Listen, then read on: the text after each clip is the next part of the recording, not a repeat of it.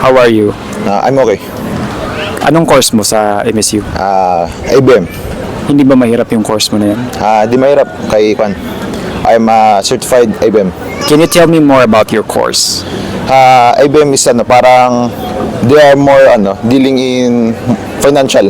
So, parang gusto ko maging kaibigan to kasi mayaman. Hindi naman, medyo lang. How would you encourage other people to do not be afraid coming to Marawi City, especially mag-aral sa MSU? So first of all, huwag kayong matakot. Kay lahat ng tao dito is mababait. I can guarantee you na na you will enjoy it. Tapos madaming chicks, kaya kan.